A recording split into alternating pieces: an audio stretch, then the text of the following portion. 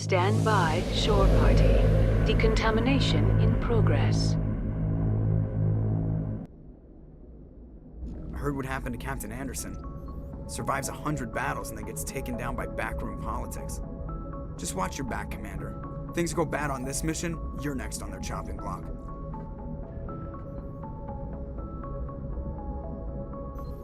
Captain Anderson should be the one in charge. It's like I'm stealing the ship from him. Yeah, the captain got screwed. But it's not like you could have stopped it. Nobody's blaming you. Everyone on this ship's behind you, Commander. 100%. Intercom's open. If you got anything you want to say to the crew, now's the time. This is Commander Shepard speaking. We have our orders. Find Saren before he finds the conduit. I won't lie to you, crew. This mission isn't going to be easy. For too long, our species has stood apart from the others. Now it's time for us to step up and do our part for the rest of the galaxy. Time to show them what humans are made of. Wherever Saren goes, we'll follow. Wherever he searches for the conduit, we'll be there. We will hunt him to the very ends of the galaxy and bring him down. Humanity needs to do this. Not just for our own sake, but for the sake of every other species in Citadel space. Saren must be stopped, and I promise you all, we will stop him. Well said, Commander. Captain will be proud. The captain gave up everything so I could have this chance. We can't fail. Yes, ma'am. Commander, something you need? How's the Normandy performing? Is she everything they said she'd be? She's the best ship in the fleet, if you've got a pilot who knows how to handle her. Balance isn't what you'd expect. Takes a while to get used to that oversized drive core we got stuffed in the back, and her power can sneak up on you if you're not careful. The Normandy's probably too much ship for your average Alliance pilot, Commander. Lucky for you, I'm anything but average. I like to know my crew. Mind if I ask you a few questions? I can see where this is going. You did a background check on me, didn't you? Well, I'll tell you the same thing I told the captain. You want me as your pilot. I'm not good. I'm not even great. I am the best damn helmsman in the Alliance fleet. Top of my class in flight school, I earned that. All those commendations in my file, I earned every single one. Those weren't given to me as charity for my disease. I'm sorry, Joker. I didn't even know you were sick. You mean you didn't know? Oh, crap.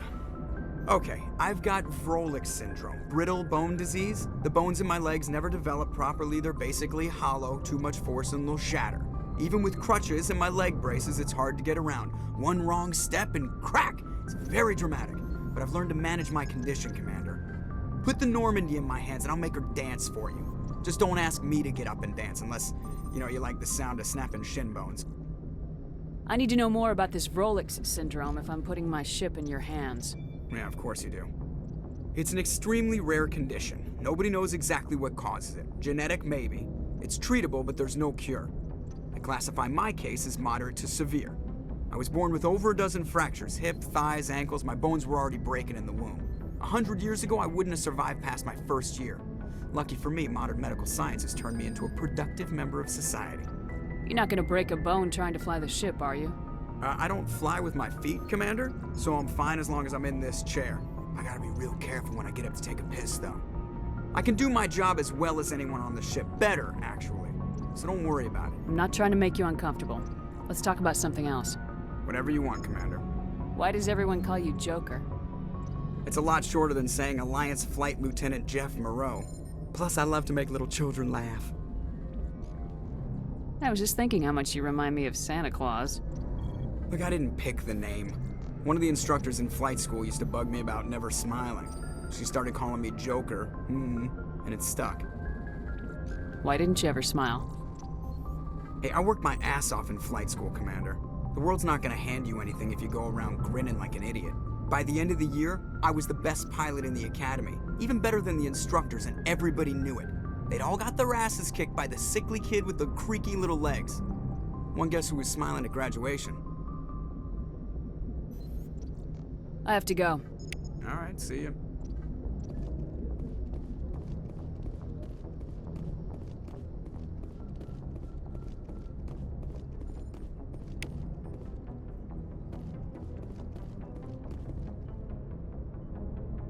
If anyone has to take over for Captain Anderson, I'm glad it's you. I'm not sure about having non-humans on our ship, though. We're all on the same team here, Presley. With all due respect, ma'am, that's what they said about Nihilus. Look how that turned out. Speak freely, Presley. I want to know if you have a problem with non-humans. It's not that, Commander. Humanity has always handled its own problems. Saren attacked one of our colonies. We should be the ones to stop him. We don't need their help. Some people think asking for help is a sign of weakness. That's just being stupid and stubborn. No matter how strong you are, allies can make you stronger. I guess so. Maybe I'm just stuck in the old ways of thinking. But don't worry, Commander, this won't be a problem. How did you end up assigned to the Normandy? I signed up with the Alliance as a navigator right out of school, following in my grandfather's footsteps, I guess. My first posting was on the Agincourt. We were at Elysium during the Skillian Blitz. A massive fleet of alien raiders hit the colony, trying to wipe it out. They had the numbers, but their ships were no match for an Alliance frigate. It was a slaughter. We couldn't even keep track of how many ships they lost. How'd you end up on the Normandy? I got my officer's commission after Elysium. Must have made an impression on the right people. Captain asked for me when he was picking his crew. Carry on, Presley. Yes, ma'am.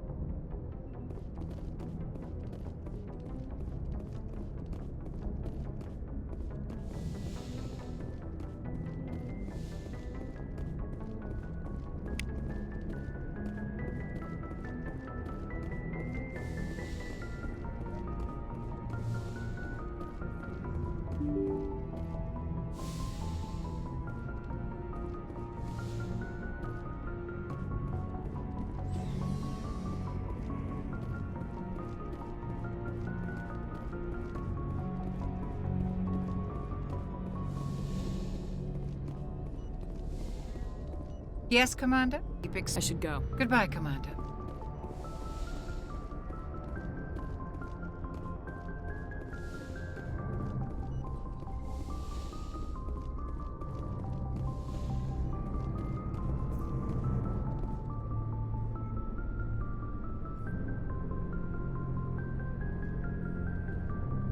Anything you need, Commander? What's your opinion on the last mission? I don't see how we could have done things any better. At least not without getting to Eden Prime sooner. And we were on the scene faster than any other Alliance ship could have been. Just trying to get a sense of where the crew's at. Thoughts? I've wasted enough of your time for now, Commander. We'll have time for personal debriefings later. We'll talk another time, Lieutenant. Commander?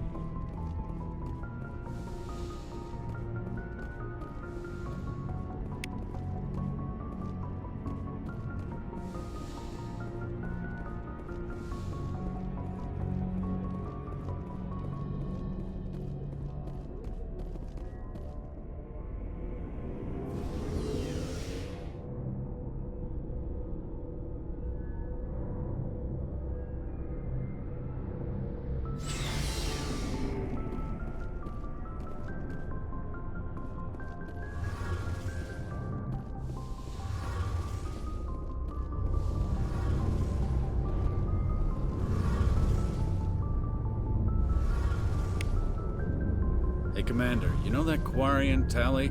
She's been spending all her time down here asking me about our engines. I'll tell her to leave you alone. What? No, she's amazing. I wish my guys were half as smart as she is. Give her a month on board and she'll know more about our engines than I do. She's got a real knack for technology, that one. I can see why you wanted her to come along. I figured she'd be a real asset to the team. You got an eye for Tally, Commander, but I'm guessing that's not why you came down here. I want to know more about the Normandy. She's the best ship I've ever served on, probably the fastest vessel ever designed. And she's the only one using the new Tantalus drive core. What's so special about the Tantalus drive core? Proportionally, it's about twice the size of any other vessel. Not only are we faster, but we can run at FTL speeds longer before we have to discharge the core. Fill me in on the IES stealth system. How does it work exactly?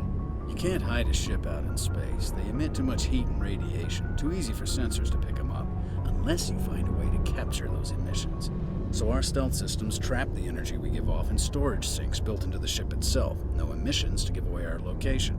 Eventually the sinks have to be vented. More than a few hours silent running and they overheat. Cook us inside our own hull. There's no way for anyone to detect us? A visual scan can still pick us up. Anyone looking out a window can see us plain as day. But you have to be pretty close to get an actual visual out in space.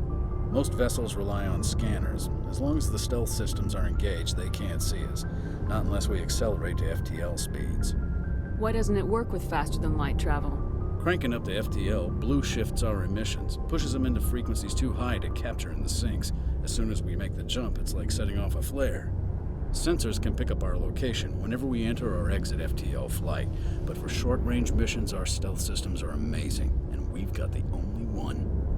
Where else have you served, Adams? If you name a class of Alliance ship, I've probably served on it. Everything from dreadnoughts and carriers right down to frigates like the Normandy. My last assignment was on the Tokyo, only a cruiser, but she was a good ship. Couldn't hold a candle to the Normandy, though. Carry on, Adams. Aye, aye, Commander. Your ship's amazing, Shepard. I've never seen a drive core like this before. I can't believe you were able to fit it into a ship this small. I'm starting to understand why you humans have been so successful. I had no idea Alliance vessels were so advanced. The Normandy's a prototype, cutting-edge technology. A month ago, I was patching a makeshift fuel line into a converted tug ship in the flotilla. Now, I'm sitting on board one of the most advanced vessels in Citadel space. I have to thank you again for bringing me along. Traveling on a vessel like this is a dream come true for me. I had no idea you found ship technology so interesting. It comes with being a Quarian. The migrant fleet is the key to the survival of my people. Ships are our most valuable resource. But we don't have anything like this. We make do with cast-offs and second-hand equipment. We just try to keep them running for as long as we can. Some of the fleet's larger vessels date all the way back to our original flight from the Geth. I can't believe your fleet's still using ships that are 3 centuries old. They're constantly being repaired, modified, and refitted. They aren't pretty, but they work. Mostly. We've tried to make ourselves as independent as possible on the flotilla. Grow our own food, mine, and process our own fuel. But some things we just can't make on our own. A patch to maintain the hull integrity requires raw materials we just don't have. That's why our pilgrimages are so important. I want to know more about the pilgrimage. When my people reach maturity, we leave our birth ships and seek acceptance with a new crew.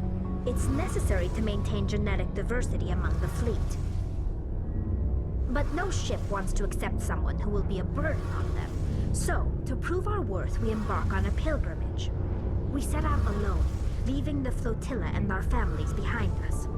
We only return once we have found something of value we can bring back to the fleet. This is presented as a gift to the captain of the respective ship we wish to join. If the gift is accepted, we are welcomed into the crew. Can a captain choose to reject the gift?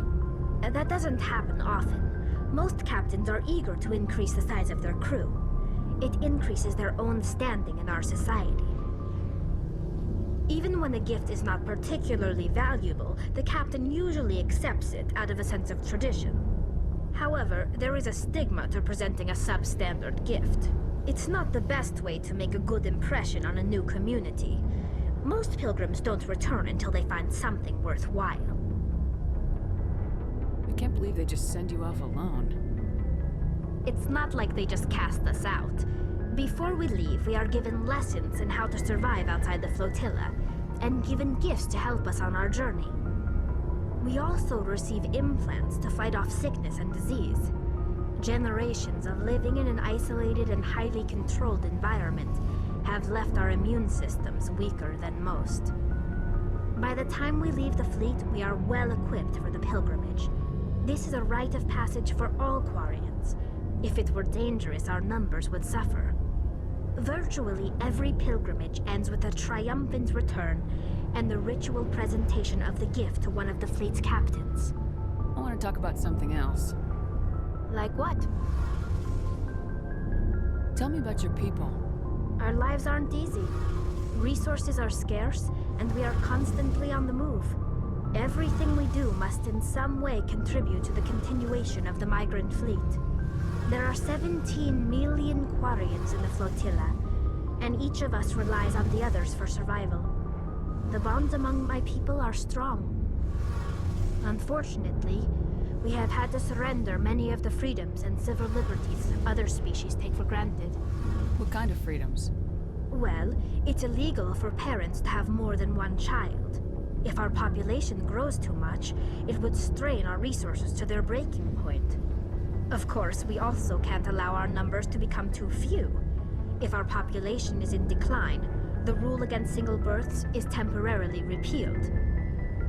In extreme cases of population decline, incentives are even offered to encourage multiple births, though the Conclave hasn't had to take such measures in nearly a century.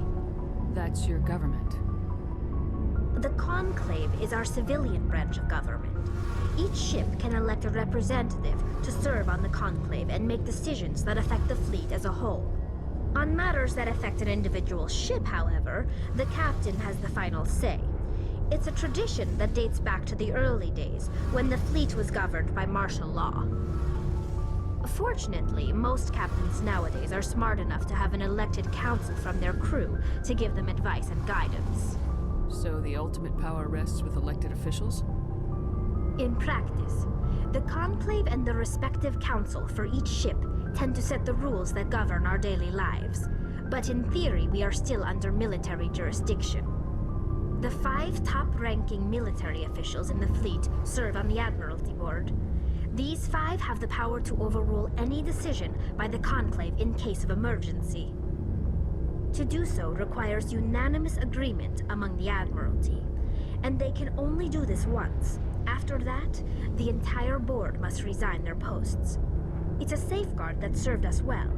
In nearly 3 centuries, the Admiralty Board has only overruled the Conclave 4 times. I want to know more about the Geth. I doubt I can tell you anything you don't already know. It's been almost 3 centuries since they drove my people into exile. All I know is the story of their origins, what they were when we created them, and how they turned on us. Interesting. The Geth were originally created to serve as an automated manual labor force. Initially, their intelligence was as limited as any VI. Over time, we made small modifications to their programming to allow them to perform more varied and complex tasks, bringing them closer and closer to true AI status. How come the council didn't step in and stop you? This wasn't true AI research. We may have been skirting the bounds of the law, but we never did anything that was actually illegal. The changes were so insignificant, so gradual, that we were able to control them. Or so we thought. But one thing we underestimated was the power of the neural network. A million Geth thinking simultaneously created an inherently unstable matrix. What made them rebel? As we built more and more Geth, their effective intelligence became more sophisticated, more abstract. One day, a Geth began to ask its Quarian overseer questions about the nature of its existence. Am I alive? Why am I here? What is my purpose? As you can imagine, this caused a near panic among my people. I don't see what's so bad about those questions. The Geth were created to engage in mundane, repetitive, or dangerous manual labor. That's fine for machines, but it won't satisfy a sentient being for long. The Geth were showing signs of rudimentary self-awareness and independent thought. If the Geth were intelligent, then we were essentially using them as slaves. It was inevitable the newly sentient Geth would rebel against their situation. We knew they would rise up against us, so we acted first. A general order went out across all Quarian-controlled systems to permanently deactivate all Geth. The Geth responded to this order violently. Hey, you can't blame them for fighting for their survival. We had no other choice. The Geth were already on the verge of revolution, By acting quickly, we had a chance to end the war before it began. The hope was that most of the Geth would still be little more than machines, incapable of organized resistance. But they had progressed much further than anyone anticipated. The war was long and bloody. Millions upon millions of Quarians died at their hands. In the end, we were forced to flee our own homeworld. We feared the Geth would pursue us, but they never came beyond the Veil. Now we drift through space, exile searching for a way to reclaim what was once ours. It's hard to feel sorry for you. Your ancestors tried to wipe out another species. We made a mistake when we created the Geth in the first place. But we did not make a mistake when we went to war against them. If we had not acted, they would have wiped us out. They're a synthetic life form. They have no use for organics. None. Why do you think they cut themselves off from the rest of the galaxy? Why do you think they've killed every organic being who's ever tried to contact them? They didn't kill Saren. What does that tell you? The Geth are not innocent victims in all this. They're the enemy. They want to destroy us. Not just the Quarians. All organic life. That's why they've joined up with Saren. And that's why we have to stop him. I should go. See you later.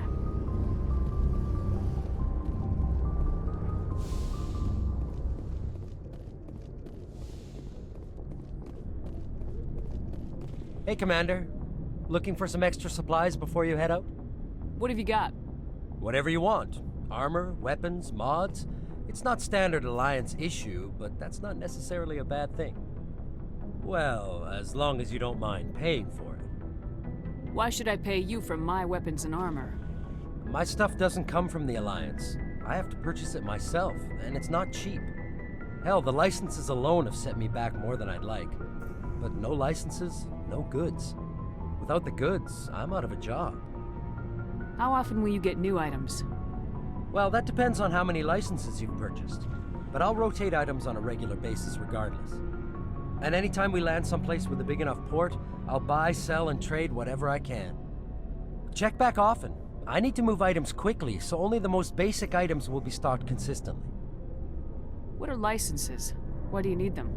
Manufacturers sell licenses. Each license allows me to buy and sell a certain brand of products. I already have several basic ones, but you'll need to buy more if you want me to bring in different brands. Many of the best licenses are hard to get, but they're well worth the cost if you can find them. What do the different manufacturers offer? There are too many for me to keep track of, but each license will explain what it's good for. Let's see what you got. You bet, Commander.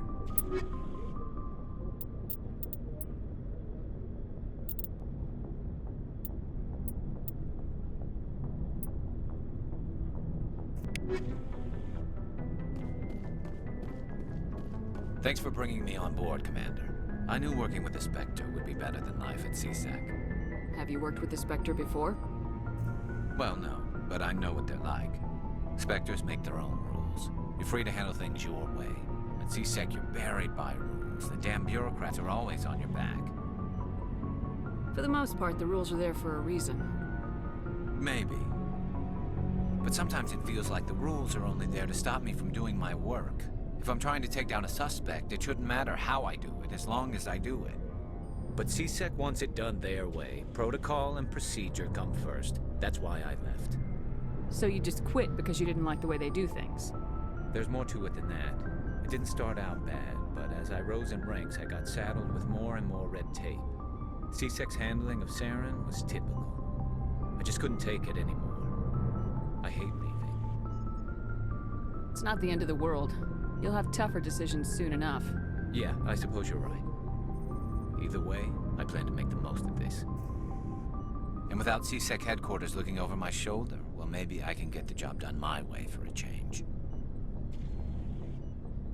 Just do a good job and don't get in my way. We'll get along fine.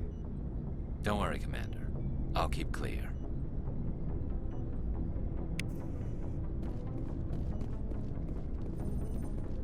Commander, good to see you.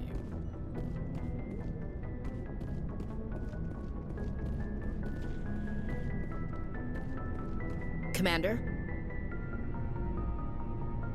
What's your opinion of the last mission? Kinda wish you'd got there sooner, Commander. No offense, I appreciate the rescue. I just wish... You wish we'd been able to save the rest of your unit. Yes, ma'am. If I had been more alert, we wouldn't have been cut down by an ambush. We never trained to fight synthetics. The Geth haven't gone beyond the Veil in 3 centuries. Our training's supposed to make us able to adapt. I'll make sure it doesn't happen again. Do you have a few minutes to talk? One-on-one? I'm sorry, Commander. I need to get my duties squared away. I wouldn't mind talking more later, though. Dismissed, Chief. Ma'am.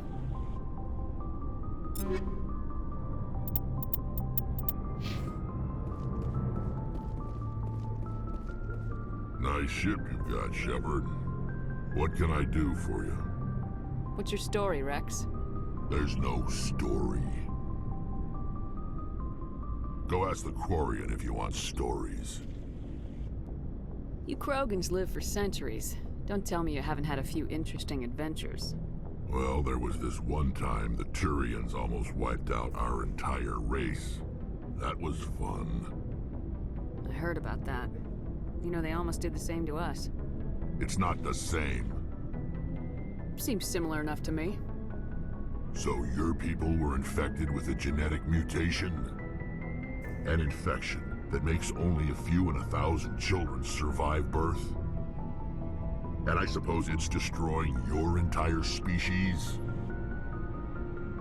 I suppose it isn't all the same.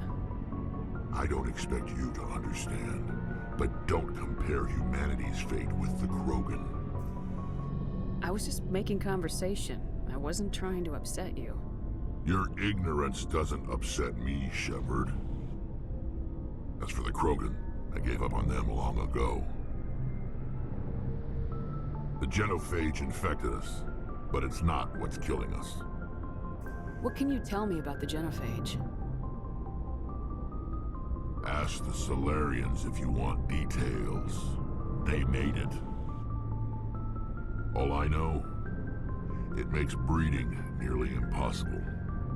Thousands die in stillbirth, and most never get that far. Every Krogan is infected, every one. And no one's rushing to find a cure. Why don't the Krogan try to find a cure? When was the last time you saw a Krogan scientist? You ask a Krogan, would he rather find a cure for the genophage or fight for credits? He'll choose fighting every time. It's just who we are, Shepard. I can't change that. Nobody can. Are your people really dying? We're sure not getting any stronger. We're too spread out. None of us are interested in staying in our own system. Lots of species have left their homes and prospered. But they go to colonize new worlds. We're not settlers. We're warriors. We want to fight. So we leave. Hire ourselves out. And most of us never go back. So long, Rex. Shepard.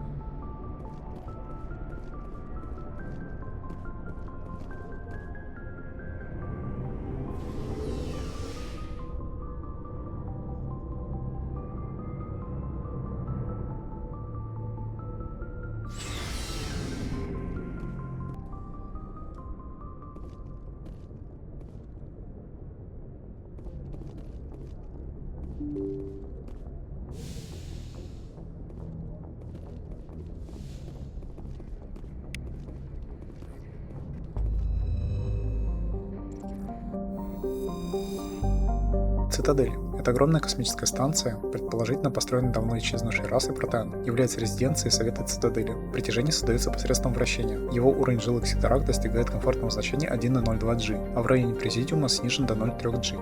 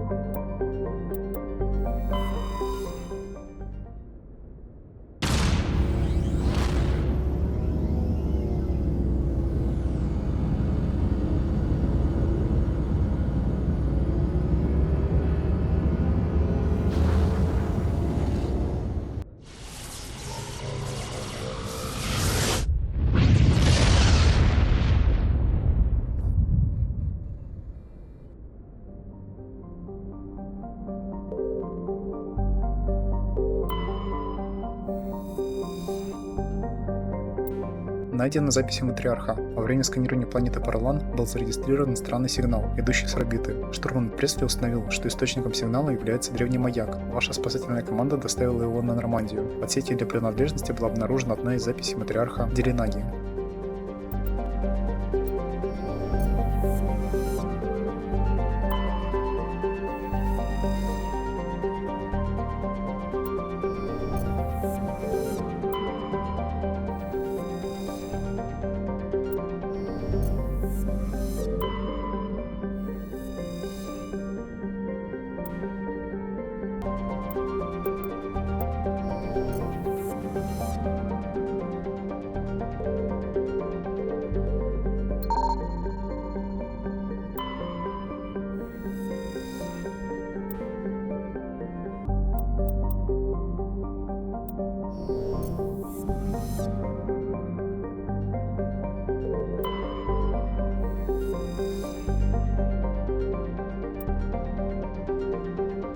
Внимание! Опасность атмосферного давления первого уровня. Шардил обладает очень плотным слоем атмосферы, состоящим из аммиака и кислорода. Климатические условия на планете умеренные, а поверхность состоит в основном из алюминия и залежи серы. По данным коммуникационных маяков, неподалеку отмечаются перемещения незарегистрированных судов. Основу экосистемы Шардила составляют организмы, имеющие кремниевую структуру и дышащие кислородом. Плотно заселенные районы покрыты слоем силикатной пыли, двуокиси кремния, который является продуктом жизнедеятельности высших форм жизни. Высокая скорость ветра на поверхности и высокий уровень содержания силикатной пыли в некоторых районах представляют угрозу для жизни. В местах районах осуществлять пешие перемещения и проводить работу вне транспортных средств не рекомендуется.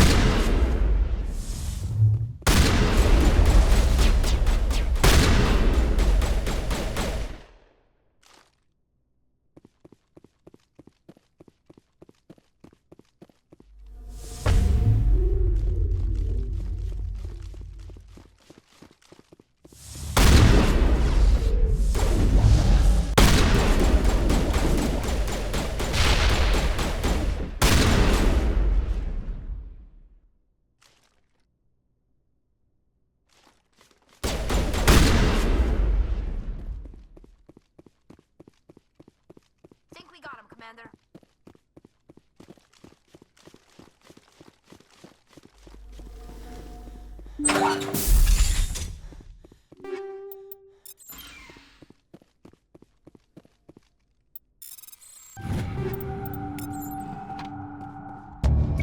Вы нашли информацию, свидетельствующую о том, что Азари, являющийся лидером этих работорговцев, приходится с сестрой на Сани Дантиус, влиятельному послу Цитадели. Вы должны вернуться в Президиум и высказать это на Сани в лицо.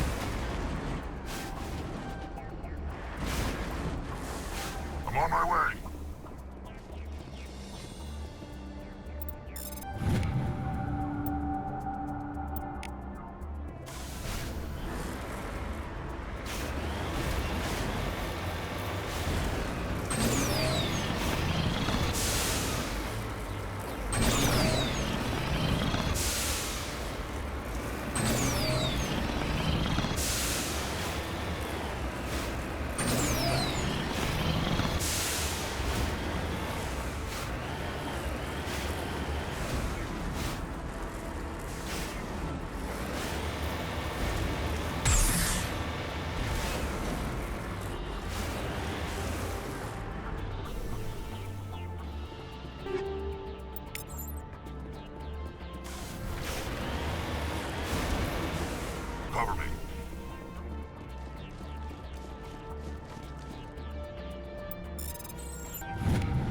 Найдены записи матриарха. Установить, кто здесь жил, невозможно, но обитатели покинули это место достаточно давно. В контейнере, который находился в палатке, вы нашли одну из записей матриарха Делинаги.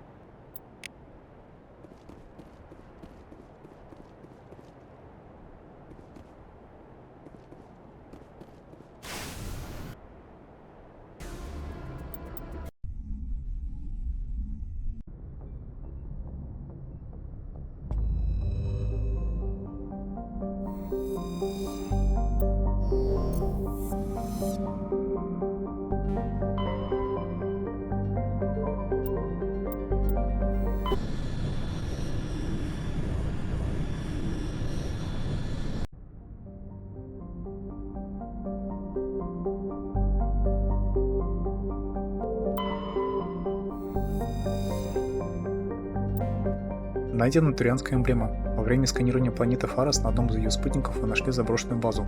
Разведгруппа не обнаружила ничего интересного за исключением того, что большая часть развалин была отмечена эмблемой колонии Магна.